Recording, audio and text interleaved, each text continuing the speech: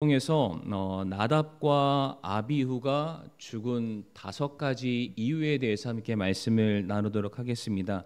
현재 저희는 레위기서 말씀을 시리즈로 계속해서 진행하고 있는데 제가 지난주에는 제사장 위임식에 대해서 말씀을 함께 나누게 되었고요. 그래서 제사장이 되기 위한 첫 걸음에 대해서 말씀을 나누면서 제사장이 되기 위해서는 가장 첫 번째 정결례를 행하였고, 그리고 하나님께서 정해주신 의복을 온전하게 착용해야 했으며, 아울러서 내가 하나님의 거룩한 사람이다라는 것을 뜻하는 관을 쓰는 그런 과정들을 통해서 제사장은 누구보다 거룩히 구별된 사람이다, 하나님과 사람 사이에 다리를 놓는 가교 역할을 하는 사람이기에 더더욱더 깨어 있어야 되고, 더더욱더 정결해야 되고, 더더욱더 구별되는 삶을 살아야 된다, 모본이 되는 삶을 살아야 된다.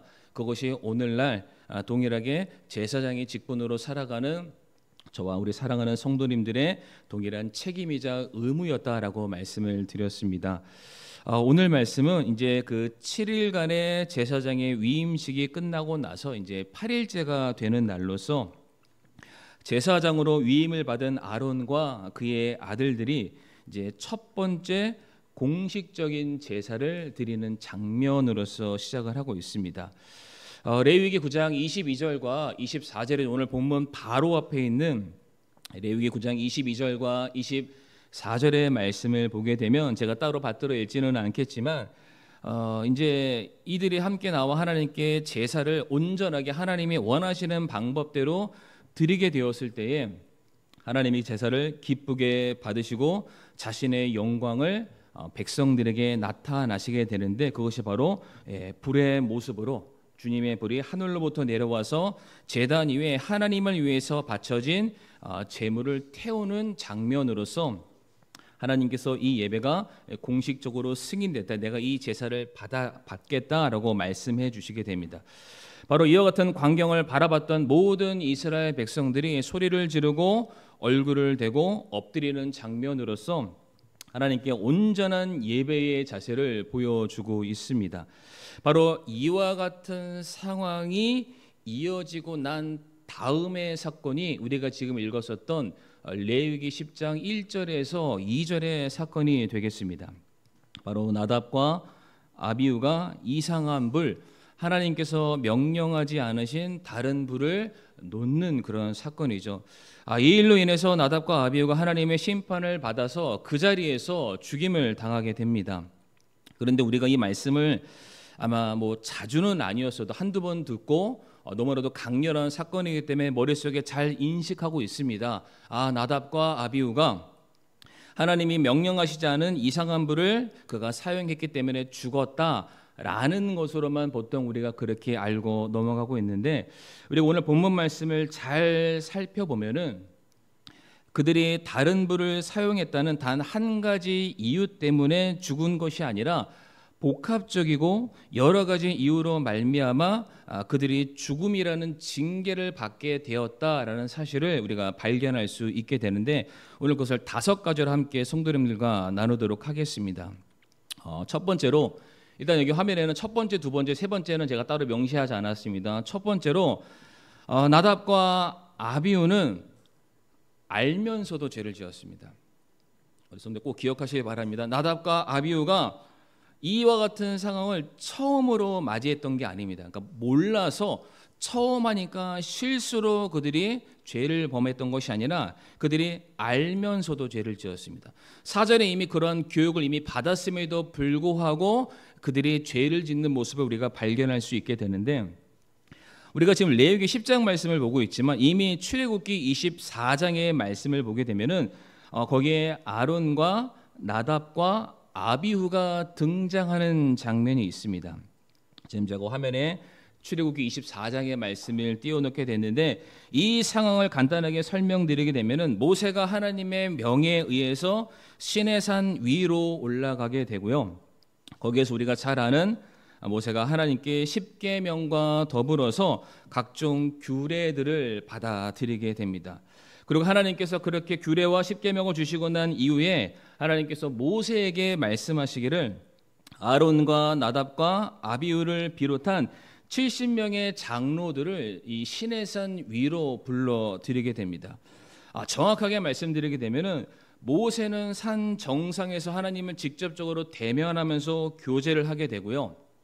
지금 하나님께서 불러들이신 70인의 장로들의 경우에는 산 중턱에 머물면서 이제 모세가 전에 들은 하나님의 말씀에 대해서 듣고 배우는 시간을 갖습니다. 그리고 그 자리에서 먹고 마시면서 그들이 하나님의 영광을 체험을 하게 되는 특권을 누리게 됩니다. 바로 그때에 오늘 출애굽기 24장 17절 말씀 보게 되면은 나답과 아비후가 하나님을 보았는데 17절에 무엇으로 보았습니까?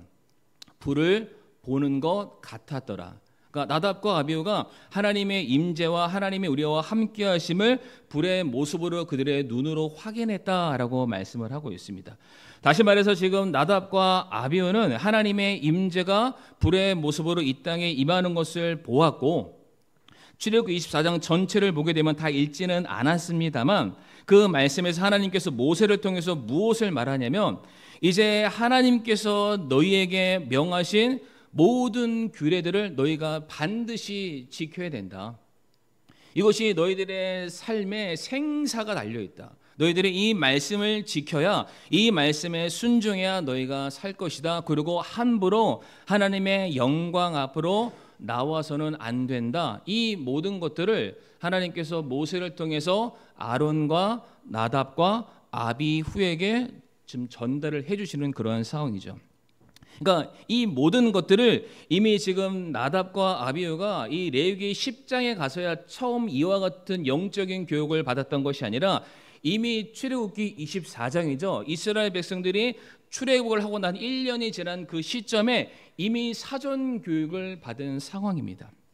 그럼에도 불구하고 나답과 아비후가 제사장 위임식이 끝나고 10번째, 100번째 제사가 아니라 첫 번째로 그들이 제사를 드리는 상황에서부터 그들이 이상한 불, 다른 불을 사용했다라는 것이죠. 처음이라 몰랐다라는 말을 전혀 할 수 없는 그러한 상황입니다. 더군다나 제사장 위임식을 무려 7일 동안 진행을 했고 그 과정 속에서 너무나도 엄격하게 하나님께서 정해주신 방식과 기준대로 모든 절차가 진행되는 것을 그들이 이미 눈으로 보온 상황입니다. 그럼에도 불구하고 지금 나답과 아비후는 하나님께서 원하시지 않는 불을 사용을 했죠. 성도는 이것은 단순한 실수로 치부할 수 있는 그런 내용이 아닙니다. 나답과 아비후는 이미 알고 있었는데 알매도 불구하고 그들이 하나님의 명령대로 순종하지 않게 되죠. 이것은 무엇을 말하냐면 하나님의 거룩하심에 대한 굉장히 심각한 도전이다라고 말씀을 드릴 수가 있습니다. 그러니까 이들이 바로 이와 같은 범죄로 말미암아 죽을 수밖에 없었다. 그 두 번째로 나답과 아비후는 각자 자기의 향로를 가져오게 됩니다. 오늘 본문 레위기 10장 1절 말씀 우리 성도님들이 다시 한번 읽어주시면 감사하겠습니다. 시작.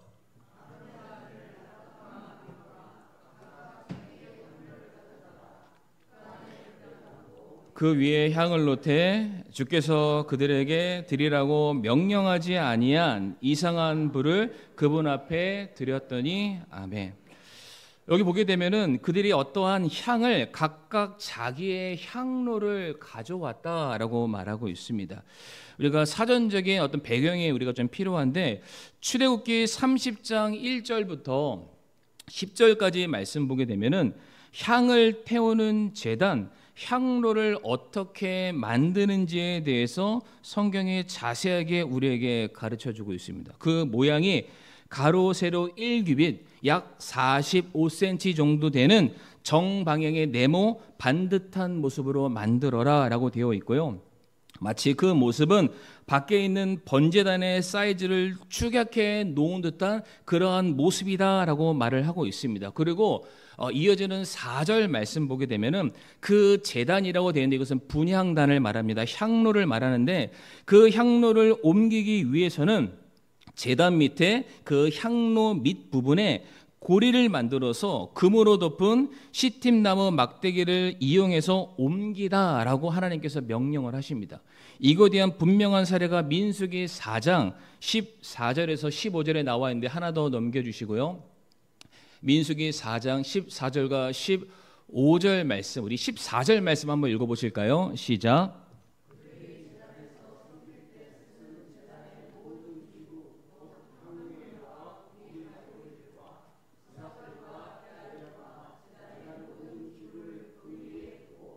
오소리 가죽 덮개를 그 위에 펴고 그것에 막대기를 끼울지니라. 제가 15절 읽겠습니다. 진영이 앞으로 나아갈 때에 아론과 그의 아들들이 성소와 성소의 모든 기구 덮는 것을 끝마치거든 그 뒤에 고앗의 아들들이 와서 그것을 나를지니라 라고 되어 있습니다.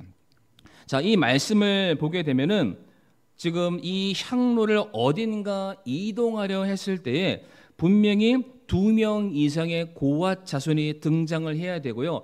임의로 자기의 손으로 옮기는 것이 아니라 이미 하나님께서 명령하신 대로 그 향로 제단 밑에 고리에 커다란 막대기를 끼워 넣어서 그것을 이동하도록 되어 있습니다. 자, 그러나 우리 성도님들이 함께 읽었었던 레위기 10장 1절과 2절 말씀 보게 되면은 거기에는 나답과 아비후라는 두 사람의 이름만 등장할 뿐 오늘 민수기에서나 이 출애굽기에서 말씀하는 그것을 옮기기 위해서 두 사람 이상의 이 향로를 이동하거나 움직인 그런 흔적을 우리가 전혀 찾아볼 수가 없습니다. 다시 말해서 나답과 아비후가 각각 자기가 가지고 있는 향로를 가지고 온 것입니다. 또 하나 여기서 우리가 알 수 있는 것은 무엇이냐면 분명 성막 안에서 사용되고 이용되는 향로는 하나뿐인데 오늘 말씀에 뭐라고 되어 있습니까? 나답과 아비후가 각각 자기의 향로를 가져왔다라고 되어 있습니다. 하나님의 성막을 위해서 사용되는 향로라고 말하지 않고 자기가 소유하고 있는 자신의 향로를 들고 왔다. 우리가 이것만 놓고 보더라도 지금 그들이 사용한 향로가 성막에서 사용하는 하나님이 명령하신 향로가 아니라는 것을 분명히 알 수 있죠. 그리고 또 하나 잘못된 것은 무엇이냐면은 나답과 아비후가 각각 하나님 앞에서 그 향을 분향하려 했습니다. 오늘 1절 말씀 보면 뭐라고 되어 있습니까? 그 안에 불을 담고 그 위에 향을 놓되 되어 있습니다. 지금 두 사람이 자기의 향로를 가져와서 각각 그 위에 불을 붙여서 향을 피우려 했다라는 것을 알 수가 있죠. 그런데 출애굽기 30장 7절부터 8절까지 말씀 보게 되면 분향을 하는 것은 여러 사람이 할 수 있는 것이 아니라 하나님께서 지명하신 한 사람 대제사장만이 할 수 있고 이것도 아무 때나 내가 원하는 때 하는 것이 아니라 하나님이 정해 놓으신 시간에만 할 수가 있습니다. 오늘 출애굽기 30장 7절에서 8절 말씀도 한번 읽어보시겠습니다. 시작. 등잔들을 정비하면서 그곳 위에 향을 태우고 또 아론은 저녁에 등잔들에 불을 붙일 때에 그곳 위에 향을 태울지니 이것은 너희 대대로 주 앞에 드려야 할 영속하는 향이니라. 아멘.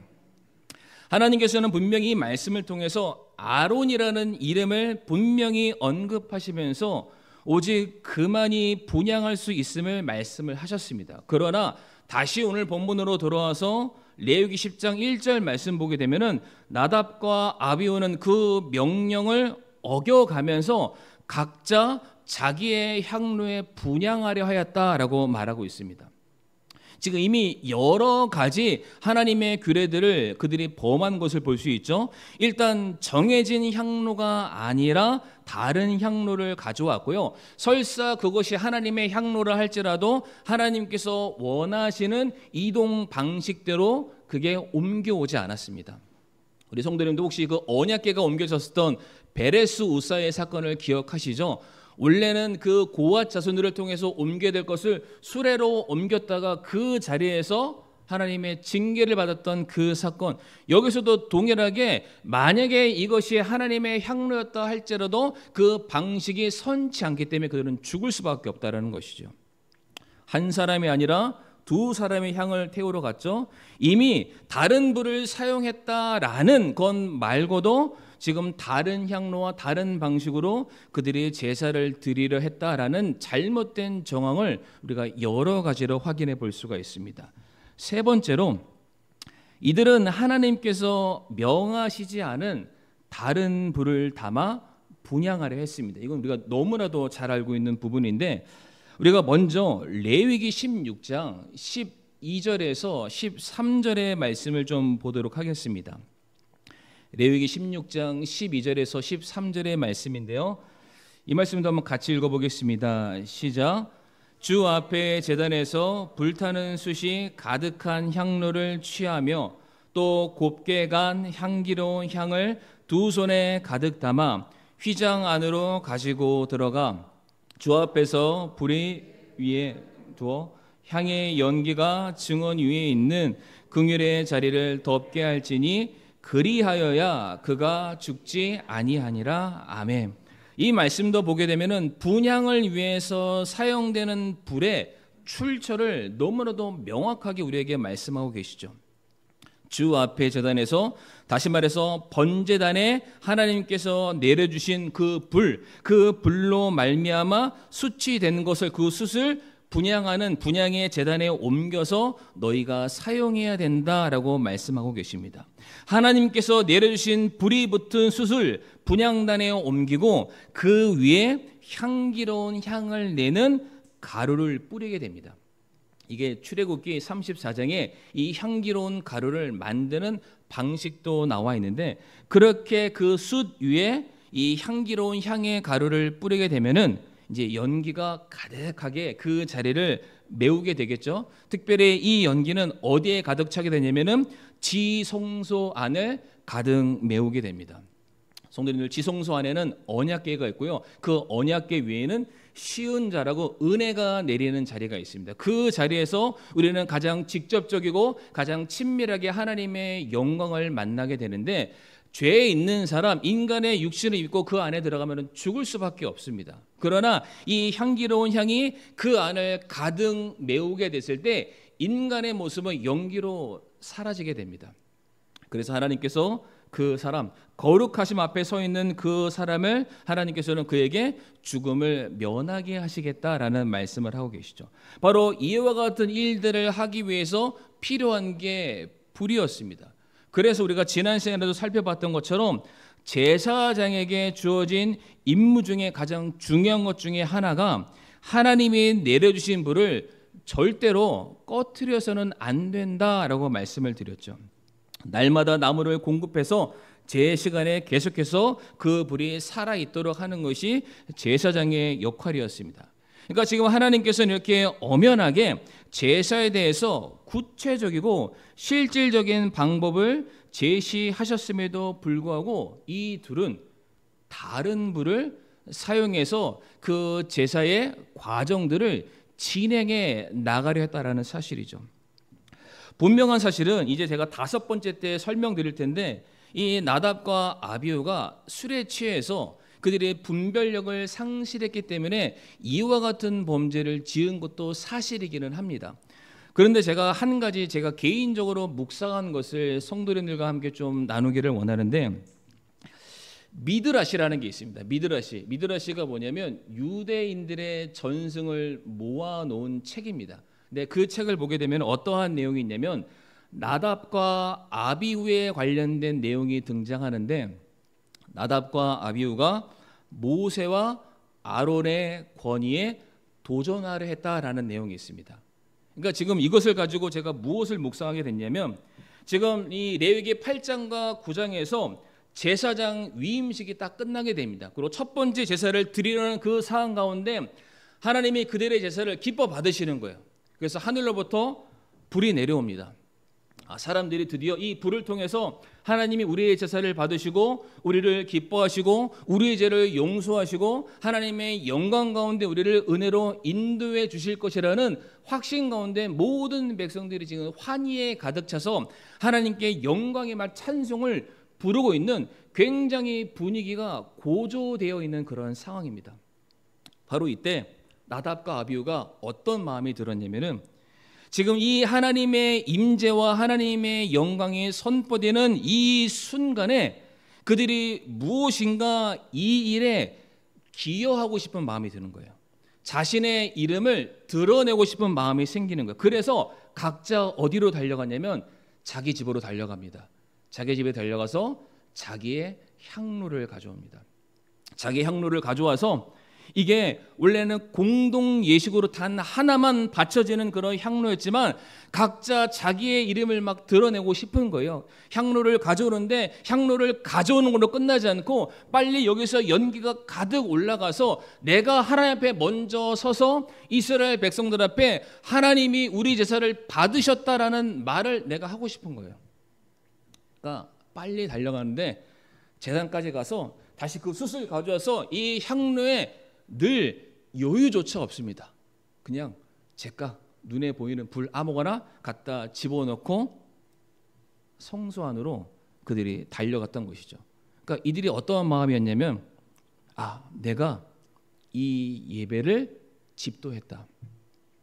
하나님께서 내가 하는 모든 것들을 기뻐 받으셔서 이 백성을 가르치고 인도하게 하시려 한다. 그러니까 지금 나답과 아비후는 지금 하나님께 예배를 드림으로 하나님을 높여드리고 하나님을 영화롭게 하려 했던 것이 아니라 자기 자신을 드러내고 싶어 했던 마음이 너무나도 컸다라는 것이죠. 그래서 그들이 자기의 향로를 들고 왔고 잘못된 불을 사용할 수밖에 없었다. 네 번째로 나답과 아비후는 지성소에 들어가서 분향을 했습니다.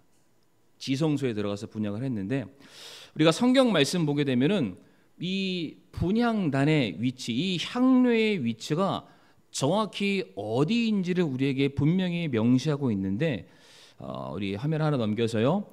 출애굽기 30장 6절 말씀과 출애굽기 40장 26절 말씀 보게 되면은 이 분향단이 어디에 위치해 있는지를 분명히 말씀하고 계시는데 바로 휘장 앞이라고 말하고 있습니다. 휘장 앞. 분향단이 휘장 앞에 있다. 우리 성도님들의 이해를 돕기 위해서 제가 사진 하나를 가지고 왔는데요. 다음 장 보여주시게 되면은 우리가 성막이라는 우리가 전체적인 큰 그림을 알기 위해서는 성막이라는 큰 이제 뜰과 같은 그런 장소가 있지만은 그 안에 성소가 따로 있습니다. 그 성소를 두 가지로 구분할 수 있는데 하나는 일반 성소고 또 하나는 지성소입니다. 성소와 지성소를 나누는 게 가운데 점 4개가 있는데 기둥으로 되어 있고 그 기둥을 연결하고 있는 휘장이라는 것이 있습니다. 휘장에는 천사들의 모형을 하고 있는 4가지 색깔의 실들이 꼬여서 만든 건빵 2개 정도 되는 두께의 커다란 천이 가로막고 있는데 그 휘장 뒤에는 지성소가 있고요. 그 지성소에는 언약궤와 시은자가 있고 그 휘장 반대편 앞쪽으로는 우리가 잘 알고 있는 등잔대와 진설병을 놓는 떡상과 그리고 분향단이 있습니다. 그러니까 제사장이 제일 처음 들어와서 하나님께 분향을 하려 했을 때에는 절대로 지성소 안에 먼저 들어갈 일이 없다라는 것이죠. 자, 그런데 레위기 16장 1절에서 2절 말씀 한번 띄워주시면 이런 말씀이 있는데요. 레위기 16장 1절에서 2절 말씀에 제가 한번 읽어보겠습니다. 아론의 두 아들이 주 앞에 헌물을 드리다가 죽은 뒤에 주께서 모세에게 말씀하시니라. 이미 레위기 10장에서 나답과 아비후가 죽었습니다. 그런데 지금 하나님께서 모세를 통해서 다시 한번 그때의 사건을 리마인드 시키시면서 그들에게 지금 경고의 말씀을 전해주고 계십니다. 2절 말씀에 주께서 모세에게 이르시되 내 형 아론에게 말하여 그가 아무 때나 성소 안으로 휘장 안쪽에 궤 위에 있는 극률의 자리 앞에 들어오지 말게 하라. 그리하여야 그가 죽지 아니하리니 이는 내가 구름 가운데서 극률의 자리 위에 나타날 것이기 때문이니라 라고 되어 있습니다. 지금 하나님께서 나답과 아비후의 죽음을 언급하시면서 모세에게 재차 다시 한번 강조하시는 내용이 무엇입니까? 제사장 아론을 불러서 그에게 꼭 기억하게 만들어라. 아무 때나 휘장 안쪽, 즉 언약궤가 있는 지성소로 들어와서는 안 된다라고 말씀하시는 거예요. 그러니까 앞에 어떤 사건을 그냥 생략한 채로 들어오지 마라고 말씀하시는 것이 아니라 그 1절 말씀에 두 아들이 죽었다라는 것을 분명히 명시를 하시면서 아론에게 그 아들들과 똑같은 실수를 너가 하면 안 되니까 너는 반드시 그에게 말하라. 아무 때나 지성소로 들어가지 말아라. 무엇을 말합니까? 나답과 아비후가 정해지지 않은 때에 그들 마음대로 지성소 안으로 들어갔다라는 것을 우리가 알 수가 있죠. 그러니까 방법을 다 지켜도 하나님이 허락하시지 않으면 절대로 들어갈 수 없는 그 자리를 지금 나답과 아비후는 잘못된 방법으로 임의적으로 그 안에 들어가려 했다가 하나님의 거룩하신 앞에서 그들이 죽임을 당하게 된 것입니다. 단순히 잘못된 불 하나만이 아니라는 것이죠. 마지막 5번째, 나답과 아비후는 술에 취해 있었습니다. 레위기 10장 9절 말씀 보게 되면 오늘 본문에 이어지는 상황인데요. 너나 혹은 너와 함께한 내 아들들이 회중의 성막에 들어갈 때에는 포도주나 독주를 마시지 말라. 그리하여야 너희가 죽지 아니하리니 그것은 너희 대대로 영원한 법규가 될지니라 라고 말씀을 하십니다. 지금 나답과 아비후가 죽은 다음에 하나님께서 지금 아론에게 하시는 말씀입니다. 아론아, 제발 너 포도주나 독주, 그러니까 이것은 알코올 성분이 들어가는 모든 것들을 포함해서 하시는 그러한 말씀입니다. 절대로 먹어서는 안 된다. 지금 레위기 10장 1절과 2절 말씀에 나답과 아비후가 술을 마셨다라는 내용은 기록되어 있지 않지만 그들의 죽음을 언급하시고 난 이후에 제사장의 임무를 감당할 아론에게 경고하시는 게 너 절대로 포도주나 독주를 마셔서는 안 된다. 우리가 무엇을 이해할 수 있습니까? 나답과 아비후가 술에 취해서 그와 같은 일들을 행하였다라는 것을 알 수가 있습니다. 나답과 아비후가 술에 취함으로 말미암아 결국 다른 불을 택하게 되었고 자기의 향로를 가져오게 되었고 자기들만의 방식으로 향로를 이동하는 하나님께서 명하신 모든 제사에 대한 규례들을 완벽하게 어겨버리게 됩니다. 그들이 술을 마심으로 무엇을 상실했냐면은 판단 능력을 상실하게 됩니다. 판단 능력을 상실할 때 무엇을 또한 잃어버리게 되었냐면은 그들이 거룩한 것과 속된 것, 정결한 것과 부정한 것을 구별할 수 있는 능력조차 그들이 잊어버리게 되죠. 이것은 제 얘기가 아니라 하나님의 말씀인데 지금 술 먹지 마라라고 말씀하시면서 이어지는 레위기 10장 10절에서 11절에 하나님이 이렇게 또한 말씀을 하십니다. 그리하여야 술을 마시지 말아야 그리하여야 너희가 거룩한 것과 거룩하지 아니한 것 부정한 것과 정결한 것 사이에 구별을 두고 이로써 주가 모세의 손으로 이스라엘 자손에게 말한 모든 법규를 그들에게 가르칠 수 있다라고 말씀을 하십니다. 그러니까 그들이 분별력을 상실했기 때문에 잘못된 행동들을 할 수밖에 없었고 그 잘못의 행동으로 말미암은 결과가 그들이 죽음이라는 징계를 받게 된 것입니다.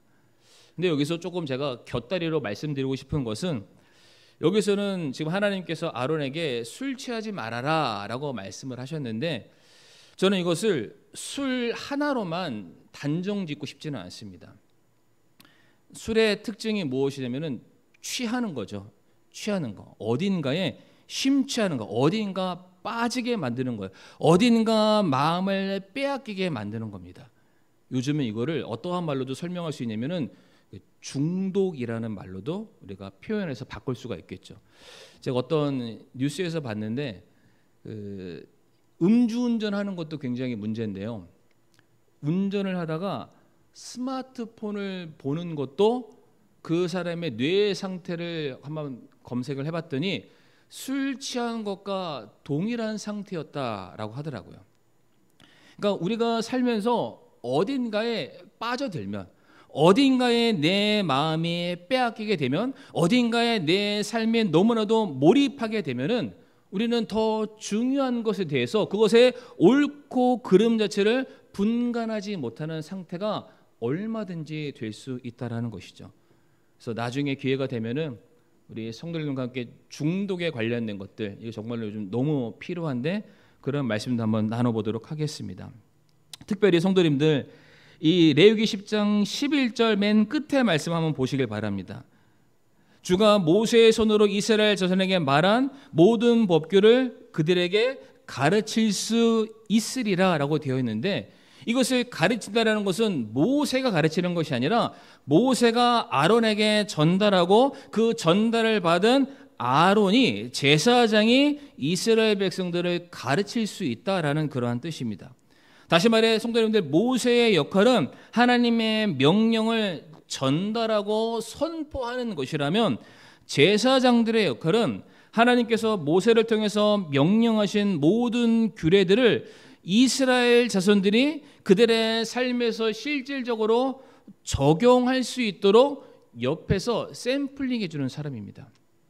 그러니까 제사장들이 이스라엘 백성들에게 지금 모세가 말하는 것이 무엇을 의미하는지 그들의 삶에서 투영될 수 있도록 시각화를 해주는 거예요. 아, 이스라엘 백성들이 하나님의 말씀을 다 온전하게 이해 못했다 할지라도 제사장을 바라보면서, 아, 내가 어떻게 행동해야 되고, 아, 내가 어떻게 예배를 드려야 되고, 아, 내가 어떻게 살아가야 하는지를 이스라엘 백성들이 누구를 통해서 알게 되냐면은 제사장을 통해서 알게 된다라는 것이죠.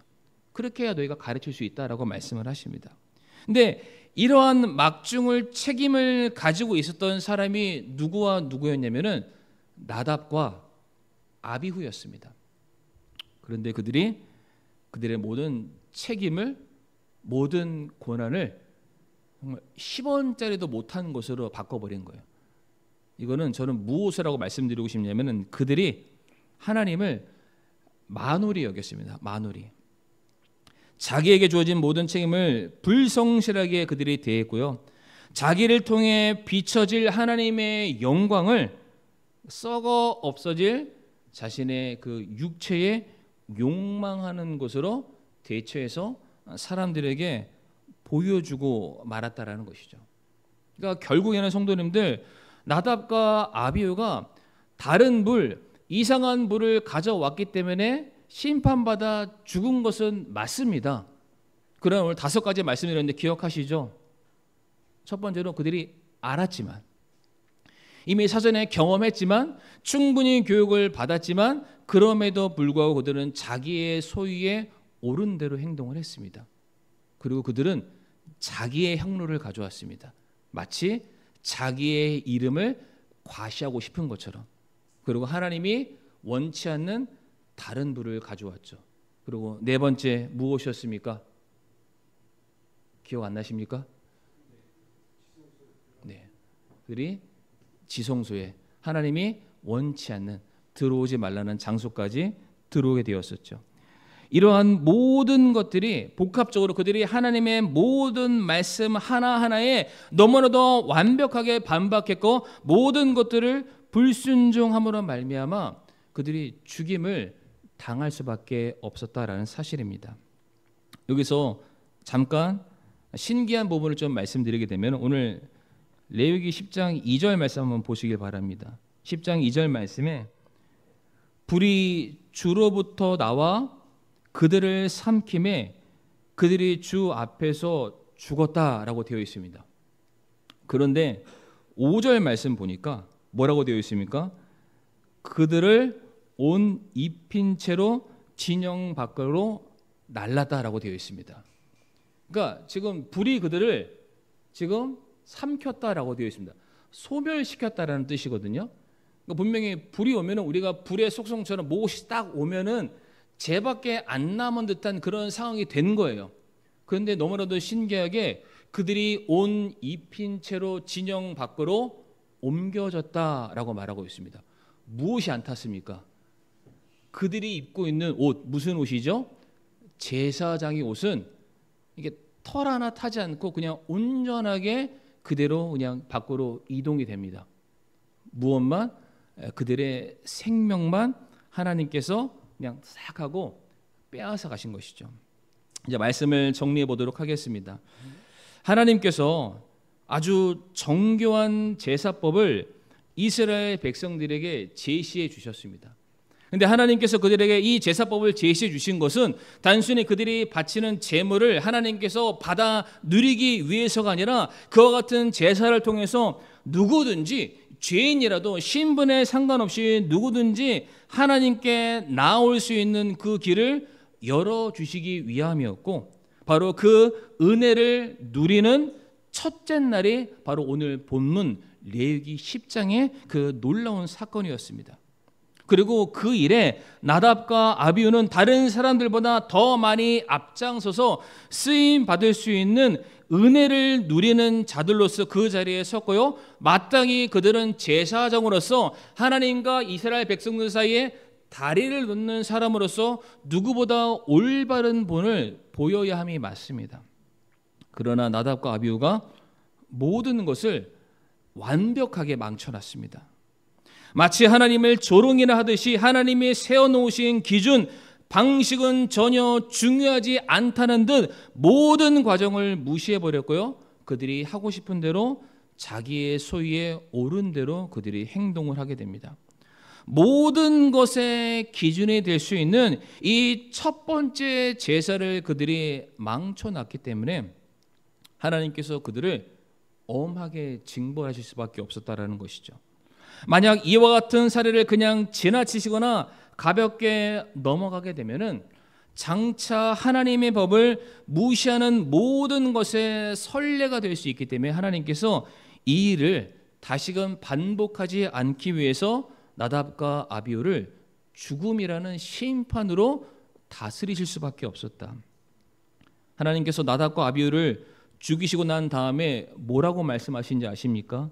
오늘 본문 레위기 10장 3절 말씀입니다. 주께서 말씀하신 것이 이러하니라, 이르시기를 내게 가까이 오는 자들 가운데서 내가 거룩히 구별되며 온 백성 앞에서 영광을 얻으리라 하셨느니라 하매 아론이 잠잠하니라 라고 되어 있습니다. 하나님 말씀을 들으니까 아론이 자기 사랑하는 두 아들을 잃었음에도 불구하고 할 말이 없는 거예요. 하나님이 지금 아론에게 뭐라고 말씀하십니까? 나는 내게 가까이 오는 자, 나를 거룩히 여기는 자, 나를 거룩히 여겨서 그만큼 스스로 거룩함을 스스로 자기의 삶에 이루고 정결하게 살기 위해서 누구보다 부단히 애쓰는 그 사람을 통해서 내 영광을 내 백성들에게 나는 보여줄 것이다 라고 말씀하시는 거예요.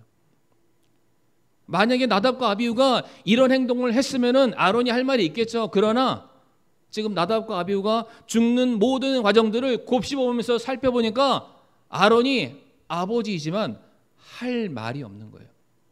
왜요? 나답과 아비후가 하나님을 영화롭게 하지 않았습니다.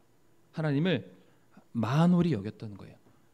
그들이 원하는 방식대로, 마치 그들이 그들의 삶의 주인공이 되는 그런 심정으로 그들의 마음대로 행동했던 그 모습을 바라보면서 하나님 할 말이 없습니다. 하나님의 징계와 심판이 합당합니다 라고 넘어가게 되었던 것입니다. 사랑하는 성도님들, 나답과 아비후는 하나님을 전혀 의식하지 않는 그런 삶을 살았습니다. 좀 더 과격하게 말씀드리면 하나님을 무시하는 삶을 살았어요. 무시하는 삶. 다 알았는데 하나도 안 지켰잖아요. 성경에서 죄에 대하여라 하면 뭐라고 하는지 아십니까? 성경에서 말하는 죄, 요한복음 죄에 대하여라 하면 저희가 나를 믿지 않기 때문이요라고 되어 있습니다. 하나님께서 자신의 실존하심과 자신의 모든 것을 이미 밝히 드러내셨습니다. 그런데 나답과 아비후는 안 믿었어요. 몰라서 안 믿은 게 아닙니다. 온전히 깨닫지 못해서 제대로 못 믿은 게 아니라 경험했고 배웠고 다 알고 택함 받았지만 그 하나님을 그들의 삶에 전혀 인식하지 않은 채 하나님을 무시하는 그 삶으로 말미암아 그 결과가 이와 같았다라는 것이죠.